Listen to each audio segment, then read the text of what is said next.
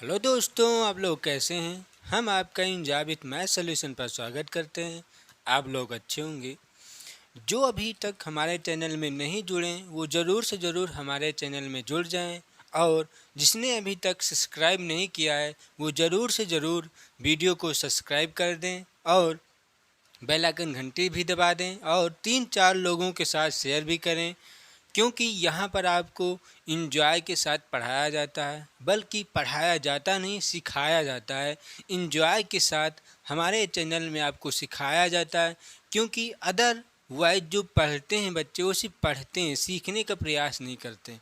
यहाँ पर हम आपको सिखाने का प्रयास कराते हैं कि कैसे कैसे क्वेश्चन बनाते हैं, कैसे कैसे क्वेश्चन बन सकते हैं, कैसे कैसे सूत्र निकाले जाते हैं, वो सब चीज़ हम आपको यहाँ पर सिखाते हैं। तो जिसने अभी तक वीडियो को सब्सक्राइब नहीं किया, लाइक नहीं किया, सब्सक्राइब और नहीं किया, वो ज़रूर से ज़रूर सब्सक्राइब कर दें। सब्सक्राइब इसलिए करना अनिवार्य है क्योंकि जो पर डे वीडियो डालते हैं उसका नोटिफिकेशन आपको मिलता रहेगा। जब आप सब्सक्राइब नहीं करेंगे तो नोटिफिकेशन आप वीडियो का नहीं पाएंगे, तो आपको पता नहीं चलेगा कि वीडियो कब आया, कब डाला जाता है। ठीक, तो आपके सामने है क्षेत्रमिति मेंसुरेशन। क्षेत्रमिति मेंसुरेशन जो कि आज पार्ट 14 है। पार्ट 13 तक हम वीडियो डाल चुके हैं और पार्ट 13 तक आपको एकदम छोटे से छोटे चीज़ बताई गई है कि कैसे सूत्र निकाले जाते हैं, क्या चीज़ क्या होता है। तो आज हम पार्ट 14 में बात करेंगे कि चतुर्भुज। चतुर्भुज में समचतुर्भुज, समांतर चतुर्भुज और समलंब चतुर्भुज क्या होता है, इस पर हम बात करेंगे। इसके बाद कल से हम आपको, ये अभी क्या है, ट्रायल चल रहा है। ये क्या है, ट्रायल है। अभी पिक्चर नहीं दिखा रहे हैं, हम आपको ट्रायल सिर्फ दे रहे हैं। पिक्चर कल से दिखाना स्टार्ट करेंगे। पिक्चर दिखाने का मतलब क्या हुआ, जो एग्जाम में क्वेश्चन पूछे जाते हैं वो हम आपको कल से क्वेश्चन लाएंगे आपके सामने कि कैसे कैसे क्वेश्चन एग्जाम में किस तरह से क्षेत्रमिति मेंसुरेशन से क्वेश्चन बनते हैं। बात समझ में आई। क्योंकि ट्रायल जो चल रहा था, ट्रायल पूर्ण हो चुका है, अब पिक्चर दिखाने की बारी आ चुकी है। तो कल से हम आपको पिक्चर दिखाना स्टार्ट कर देंगे। आप लोग पेन कॉपी लेकर बैठ जाना। कल से पिक्चर आपको दिखाना स्टार्ट कर देंगे और पिक्चर जो दिखाया जाएगा, एक एक चीज़ स्टोरी जो दिखाया जाएगा, एक एक चीज़ स्टोरी आपको उस कॉपी से में पेन से लिखना है और एकदम बाकायदा अच्छे से भी पढ़ना रहना है। ठीक, तो ये आपके सामने स्क्रीन पर लिखा हुआ है, तो इसको हम स्टार्ट करते हैं, देखते हैं आज क्या चीज़ है। ठीक, तो क्या है चतुर्भुज। चतुर्भुज देखते हैं। चतुर्भुज कई प्रकार के होते हैं। जैसे पहले सिंपल में समझ लेते हैं चतुर्भुज क्या होता है। जैसे एक चतुर्भुज ये भी होता है, एक चतुर्भुज ये भी होता है और एक चतुर्भुज ये भी होता है। लेकिन ये किसके अंतर्गत आते हैं ये नहीं मालूम होता है ना, कि ये क्या, ये कौन सा चतुर्भुज है, ये कौन सा चतुर्भुज, ये कौन सा चतुर्भुज। चतुर्भुज का मतलब ये हुआ, ध्यानपूर्वक समझें, चतुर्भुज का मतलब ये हुआ कि क्या होता है। चतुर्भुज का मतलब यह होता है कि जो चार भुजाओं से बंद आकृत हो, सिर्फ चार भुजा से बंद आकृत। तो क्या ये चार भुजा से क्या बंद है कि नहीं, ये चार भुजा से बंद है कि नहीं, ये चार भुजा से बंद है कि नहीं, ये भी तो चार भुजा से बंद है ना। तो इसलिए ये चतुर्भुज है। लेकिन ये नहीं पता कि ये कौन सा चतुर्भुज है। बात समझ में आई होगी। तो आज हम पता करेंगे कि कौन सा, ये कौन सा चतुर्भुज है, ये कौन सा चतुर्भुज है और ये कौन सा चतुर्भुज है। ठीक, तो आपको मालूम हो चुका होगा कि चतुर्भुज क्या होता है। ठीक, चतुर्भुज वह होता है, रिपीट कर देते हैं एक बार और, चतुर्भुज वह होता है जो चार भुजाओं से बंद आकृत, चार भुजा होनी चाहिए बस, चाहे जैसा भुजा हो लेकिन चार भुजा होनी चाहिए, उसे हम चतुर्भुज कहते हैं। ध्यान, बात समझ में। जैसे एक चतुर्भुज और होता है, ये भी एक चतुर्भुज है, लेकिन कौन सा चतुर्भुज वो नहीं मालूम। ये क्या नाम है, इस चतुर्भुज का क्या नाम है हमें नहीं मालूम। तो वही चीज़ हम आज मालूम करेंगे। जैसे ये देखो चार भुजा है कि नहीं, इसमें है ना, तो चार भुजा से बंद आकृति को चतुर्भुज कहा जाता है।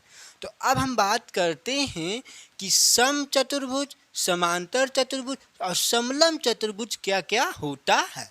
अब देखते हैं ध्यानपूर्वक अच्छे से। तो नंबर 1 पर बात करते हैं सम चतुर्भुज। तो सम चतुर्भुज का मतलब क्या होता है, ध्यानपूर्वक देखें।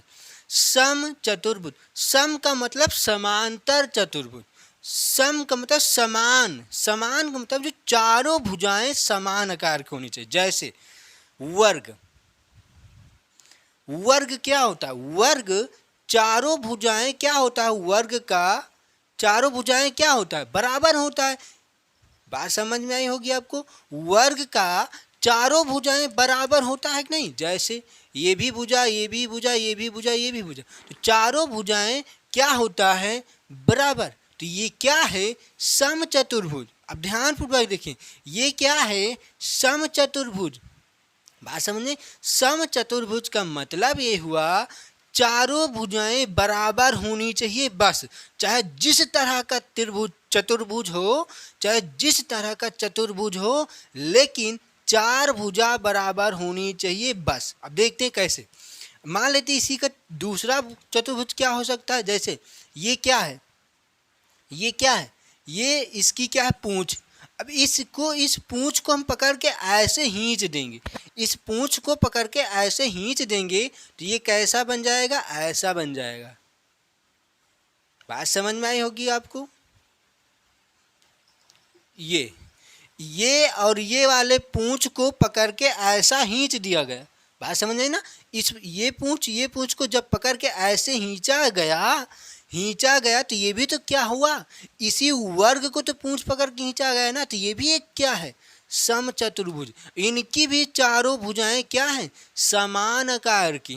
क्या है, समान आकार की। लेकिन क्या अंतर है, लेकिन क्या अंतर है, ध्यान पूर्वक देखें, दोनों में क्या अंतर होता है।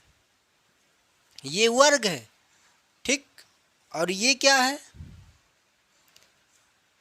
ये भी समचतुर्भुज, ये भी समचतुर्भुज। लेकिन दोनों में अंतर क्या होता है, ध्यान पूर्वक देखें।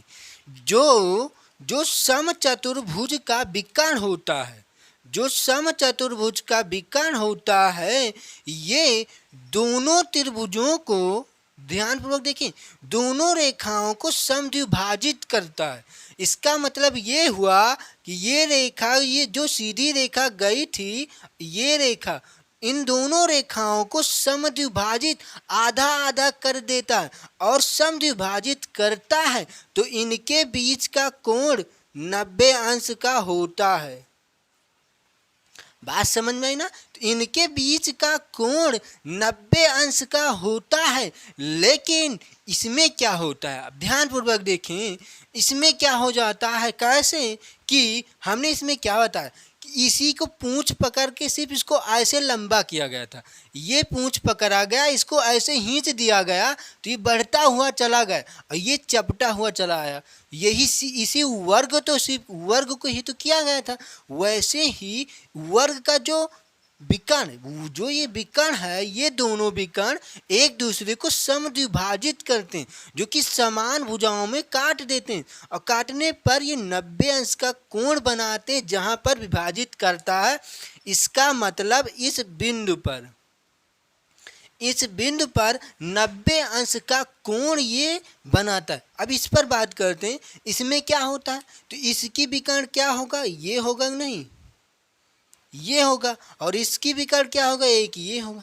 तो इसने क्या किया, जो देखो ध्यानपूर्वक, जो दो विकर्णों को समद्विभाजित करता है, दोनों भुजाओं को समान समान आकार के भुजा में बांटता है। ये भी भुजा, ये दोनों भुजा दोनों सेम हैं, बात समझे, दोनों बराबर में रहेंगे। ये भी भुजा और ये भी दोनों बराबर में रहेंगे। लेकिन जिस बिंदु पर विभाजित करता है, तो वो बिंदु कौन सा है, ये बिंदु, इस बिंदु पर विभाजित करता, तो यहाँ पर कोण 90 अंश का नहीं होता है। समझ में ही बस, यहाँ पर 90 अंश का कोण नहीं बनता है। क्यों नहीं बनता, क्योंकि क्यों? क्योंकि ये रेखा छोटा हो गया और ये वाली रेखा एकदम लंबा हो, ये वाली जो विकर्ण, ये विकर्ण जा रही है, ये वाला विकर्ण लंबा हो गया और ये वाला जो, ये क्या विकर्ण, ये भी एक छोटा हो गया। तो हम निश्चित नहीं कर सकते हैं कि यहाँ पर 90 अंश का कोण बनेगा। ठीक, बात समझ में ना? तो ये क्या है? समचतुर्भुज। ये समचतुर्भुज हो जाता है। उसके बाद इसका परिमाप क्या होता है? परिमाप एक बात ध्यान से देख लेते हैं, इसको मिटा देते हैं हल्का सा, यहाँ पर लिख देते हैं 90 अंश होता है। अब इसका परिमाप क्या होता है? भुजाओं का योग ही परिमाप कहलाता है। जैसे परिमाप भुजाओं का योग ही परिमाप कहलाता है। तो इसमें कितनी भुजा है? 4 भुजा है, तो 4 गुणे भुजा हो जाता है ये परिमाप। अब क्षेत्रफल क्या होगा इसका? क्षेत्रफल ध्यानपूर्वक देखें, इसका क्षेत्रफल क्या होता है?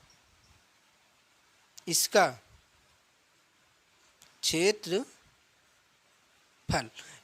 क्षेत्रफल क्या होता है? ये वाले का, जो ये वाले त्रिभुज का, यहाँ पर लिख लेते हैं ऊपर क्षेत्रफल।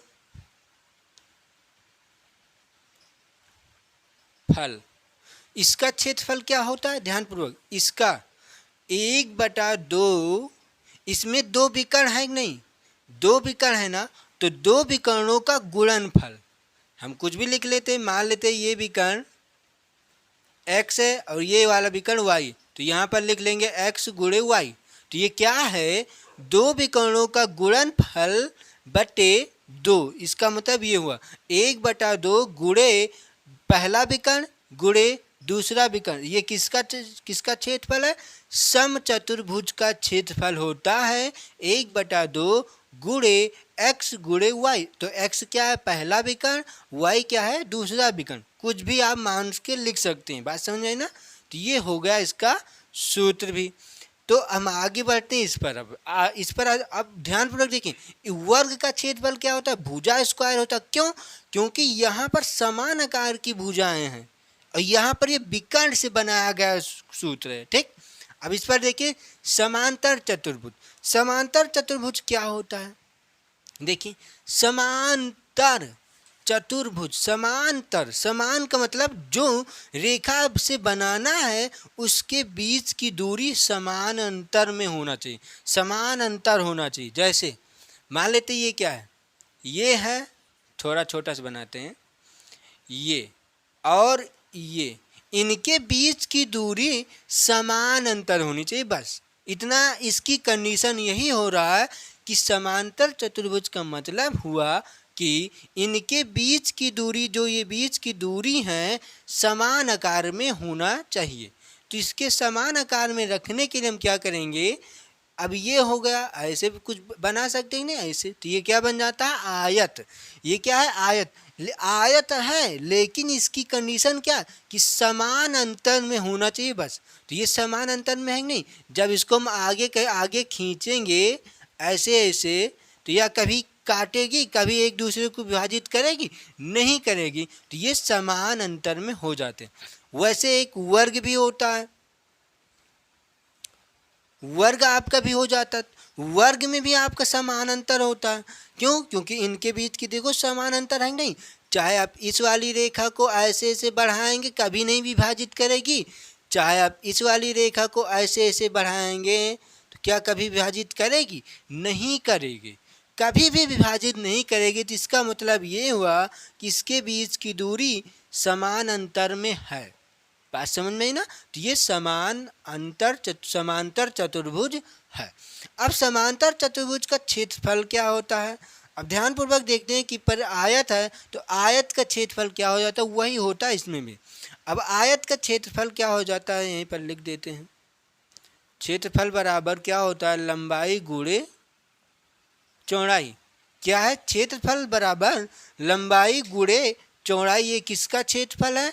समांतर चतुर्भुज का क्षेत्रफल होता है लंबाई गुणे चौड़ाई। उसके बाद क्या है? एक परिमाप है।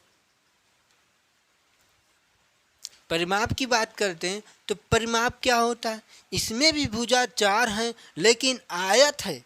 लेकिन आयत है, क्या है, आयत है, आयत है तो आयत की दो दो भुजाएं समान में है ना, तो क्या हो जाता है, दो ब्रैकेट में लंबाई धन चौड़ाई। और ये कैसे आता है, ये कैसे आता है, क्यों, क्योंकि लंबाई ये है और लंबाई ये, तो दो लंबाई और चौड़ाई ये मिलाकर दो चौड़ाई, तो दो दो दो दो लंबाई धन दो चौड़ाई, तो दो कॉमन लिया गया तो दो ब्रैकेट में लंबाई धन चौड़ाई हो जाता है। ठीक, ये क्या है, परिमाप है। इसी को क्या करते हैं बच्चे, रटते हैं। रटना नहीं है, कोई भी सूत्र आपको रटना नहीं होता, कि मतलब समझे कि परिमाप क्या होता है, क्षेत्रफल क्या होता है, ये सब चीज़ आपको देखना जरूरी।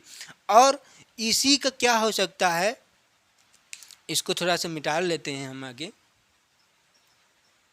अब इसी में क्या होता है, और इसका ये क्या आयत है ना, इसी आयत का ये चुरकी पकड़ के ऐसे खींच देंगे तो क्या बन जाएगा, देखो ये लो, ये भी क्या है, समांतर चतुर्भुज है। ये भी क्या है, ये भी एक समांतर चतुर्भुज। क्यों, क्योंकि इनके बीच का अंतर समान है, इनके बीच का अंतर समान है। बस यही इसका नियम है कि समांतर चतुर्भुज कब होगा, जबकि दो रेखाओं के बीच की दूरी समान होना चाहिए। बस, तो एक रेखा ये है और एक रेखा ये है, इनकी दोनों रेखाओं के बीच की दूरी समान होना चाहिए, उसे हम समांतर चतुर्भुज कहते हैं। बस, या चाहे आप इसको ले लेते हैं, ये वाली रेखा को ले लो, ये भी रेखा देखते कभी कहीं विभाजित करेगी, नहीं करेगी, इनके बीच की दूरी भी समांतर है, नहीं है ना। जैसा भी चतुर्भुज हो, लेकिन बीच की दूरी समान होगा तो समांतर चतुर्भुज कहलाएगा। बात समझ में? भुजा से नहीं मतलब कि भुजा सब बराबर होंगी या छोटी होगी, इससे नहीं मतलब। ठीक, तो ये होता है समांतर चतुर्भुज के बारे में। अब ये भी एक वर्ग है, तो वर्ग में भी हम ऐसे भी कर सकते हैं, जैसे ये वर्ग था, इसका चुरकी ऐसे पकड़ खींच लेंगे तो क्या बन जाएगा, लो, ये भी एक वर्ग में, ये वर्ग है, देखो ये वर्ग था, ये वर्ग था, वर्ग को हमने बना दिया ऐसा चुरकी पकड़ के। इसमें भी भुजा मत देखो कि ये भुजा सेम आकार की हैं, इससे नहीं मतलब। इस क्या मतलब है कि इनके बीच की दूरी समान अंतर में है। इसका मतलब कैसे समान अंतर, जैसे कोई रेखा ऐसे खींचा गया, कोई रेखा ऐसे खींचा गया, उसके समांतर का मतलब इनके बीच की दूरी समान होना चाहिए। बात समझ में? जैसे यहाँ से यहाँ तक की दूरी 2 सेंटीमीटर है, तो यहाँ से यहाँ तक की दूरी 2 सेंटीमीटर होना चाहिए, उसे ही हम समांतर रेखा कहते हैं। नहीं तो हम बाई चांस ऐसे खींच दें, ऐसे खींच देंगे तो ये तो आकर आगे कहीं पे विभाजित कर देगी। ये ऐसे खींचेंगे तो ये रेखा कहीं न कहीं आकर दोनों रेखाओं को काट देगी ना, तो वो समांतर चतुर्भुज में नहीं होता है। बात समझ में आई ना? तो इसका मतलब ये हुआ है। अब क्या है आगे, इसको मिटा देते हैं हम। आगे क्या है, समलंब चतुर्भुज। अब समलंब चतुर्भुज क्या होता है ये देखते हैं। समलंब का मतलब होता है समान लंब के, और चतुर्भुज सब वही रहेंगे आपके। ठीक, तो सम का मतलब समान और लंब के, इसका मतलब जिस चतुर्भुज में समान लंब डाला जा सके उसे हम समांतर चतुर्भुज कहते हैं। क्या समांतर नहीं, समलंब चतुर्भुज कहते हैं। जैसे क्या है देखते हैं यहाँ पर, क्या है, समलंब चतुर्भुज ये है। समलंब चतुर्भुज में दो भुजाएं समान के होते हैं, दो भुजाएं समान आकार की होती हैं, और ध्यान से, दो भुजाएं समांतर होती हैं और दो भुजाएं असमांतर होती हैं। इसका मतलब ये कभी समांतर नहीं हो पाएंगे। देखते हैं, ये भुजा और इन दोनों भुजाओं के समांतर हैं, लेकिन ये भुजा समांतर इसके नहीं है। क्यों? क्योंकि जब इनको हम आगे ऐसे ऐसे बढ़ाएंगे तो ये दोनों रेखाएं आगे चलकर विभाजित कर देंगी, तो इसलिए ये रेखा समांतर नहीं है, इसीलिए ये समलंब चतुर्भुज कहलाता है। बात समझ में आई होगी आपको। अब देखते हैं कि समलंब चतुर्भुज में हमने अभी क्या बताया, जो समान लंब के होते हैं, तो इस पर हम समान लंब डाल सकते हैं नहीं, ऐसे ये डाल सकते हैं नहीं, और ये भी एक डाल सकते हैं, डाल सकते नहीं, डाल सकते हैं ना। तो ये क्या है, एच है, और ये भी क्या है, एच। क्या ये ऊंचाई है ना, ये क्या है, ऊंचाई है, तो ऊंचाई एक लंब डाल सकते नहीं। और जब लंब डाला जाएगा तो 90 अंश का कोण बनेगा। जब लंब डाला जाता है, किसी रेखा पर लंब डाला जाता है, तो उस रेखा के बिंदु पर, जिस बिंदु पर लंब डाला गया, वहां पर 90 अंश का कोण बनता है। ठीक, आगे देखते हैं हम। अब इसकी क्या बात आती है, आगे देख लेते हैं। और एक चीज है, जैसे ये है, ठीक, एक समलंब चतुर्भुज ये है। अब इसकी एक माध्यिका होती है। क्या होती है, माध्यिका। माध्यिका का मतलब मान लेते हैं कि कोई यहाँ से यहाँ तक की दूरी 4 सेंटीमीटर है, तो 2 सेंटीमीटर पर हम एक बिंदु रख लेते हैं। और यहाँ तक की दूरी 8 सेंटीमीटर है, तो यहाँ पर क्या रखेंगे हम, 4 सेंटीमीटर बिंदु रखेंगे। बात समझ में आई ना। और इसी रेखा को ये खींच देते हैं, तो इसे हम क्या कहते हैं, माध्यिका कहते हैं। क्या कहते हैं, माध्यिका कहते हैं। क्या कहते हैं, माध्यिका कहते हैं। बात समझ में आई ना। तो ये रेखा क्या है, माध्यिका कहलाता है। अब बाई चांस इस रेखा की लंबाई निकालनी हो, तो जैसे ये रेखा 2 सेंटीमीटर, ये रेखा 4, ये 8 और ये रेखा 9 दिया गया हो, तो अब इस रेखा की लंबाई बतानी है, तो कैसे निकालेंगे हम, ध्यान पूर्वक देखना है कि कैसे निकाल सकते हैं हम। ध्यान से नामकरण कर लेते हैं। ये ए, ये बी, और ये सॉरी ए बी, ये है सी, और ये वाला था डी। ठीक, अब समझ में आया ना। नामकरण जब किया गया तो इसकी क्या निकालना, माध्यिका। तो माध्यिका निकालने के लिए क्या होता है, ध्यान पूर्वक देखना है। यहाँ से माध्यिका निकालने के लिए क्या करेंगे, दोनों भुजाओं का, क्या, ध्यान से, दोनों भुजाओं मतलब क्या, एक भुजा ये जो सीधी नीचे आधार, इसके जो समांतर है, समांतर वाली भुजा हम बता रहे हैं, समांतर वाली ये दोनों भुजाएं समांतर।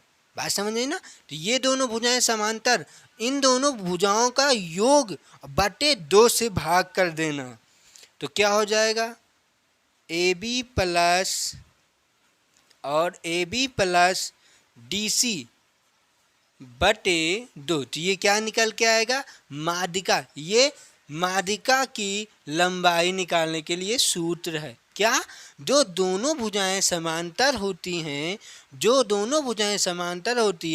उन्हीं का योग, दोनों भुजाओं का योगफल बटे 2 से या आधा कर देते हैं, तो माध्यिका निकल के आ जाता है। बात समझ में आई होगी आपको। अब इसकी बात करते हैं क्षेत्रफल की। इसका क्या, क्षेत्रफल क्या होता है, ध्यान से देखना। क्षेत्रफल का मतलब क्या होता है, 1/2,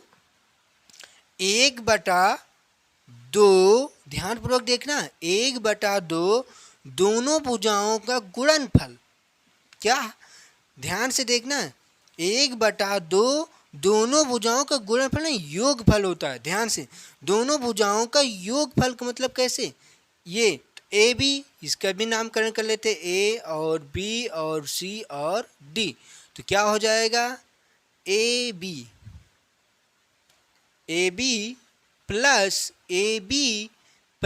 डी सी या सी डी लिख लेते हैं, जो अच्छा लगता है पढ़ने में। ठीक, A B plus C D, और ये क्या किस में रहेंगी, ब्रैकेट में। क्यों, क्योंकि यहाँ पर गुणा लगा होता है। बात समझ है ना। यहाँ पर 1/2 गुणा रहता है, उसके साथ ये जो ऊंचाई दी गई है, गुणे में ऊंचाई से गुणा कर दिया जाता है, तो ये क्या निकल के आता है, समलंब चतुर्भुज का क्षेत्रफल।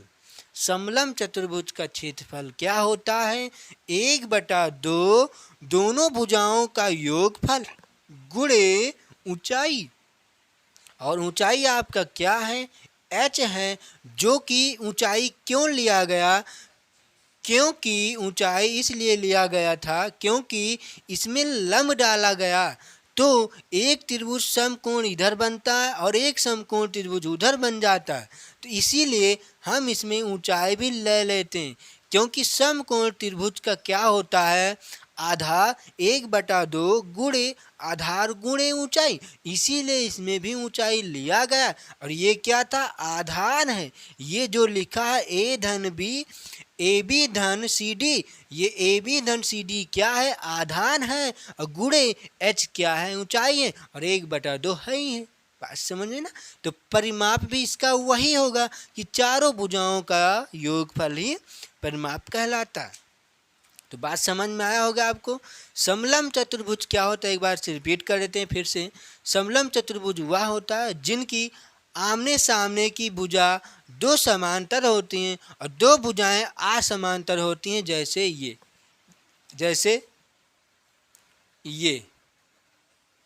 ये भुजा इसके समांतर है लेकिन ये भुजा इसके समांतर नहीं है, इसीलिए इसे हम समलम चतुर्भुज कहते हैं। ठीक।